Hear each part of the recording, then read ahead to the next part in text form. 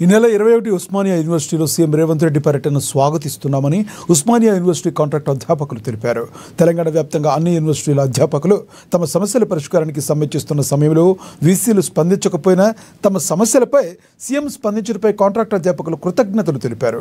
Contract అధ్యాపకులకు కూడా UGC pay scale ప్రకారం నేతలు ఇవ్వడంపై పరిశీలించాలని సీఎం స్వయంగా చెప్పినా ఇప్పటి వరకు సమస్య పరిష్కారం కాలేదని వారు ఆవేదన వ్యక్తం చేశారు.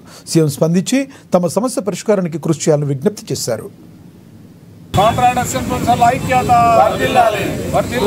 ఈ నెల 21న వివిధ కార్యక్రమాలలో పాల్గొని ఇనాగ్రేట్ చేయడానికి, మిగతా విషయాల మీద స్పందించడానికి వస్తున్నటువంటి తెలంగాణ రాష్ట్ర ముఖ్యమంత్రి వర్యులు శ్రీ రేవంత్ రెడ్డి గారికి కాంట్రాక్ట్ అధ్యాపకుల తెలంగాణ రాష్ట్రంలోని 12 యూనివర్సిటీల కాంట్రాక్ట్ అధ్యాపకుల తరఫున స్వాగతం పలుకుతున్నాము.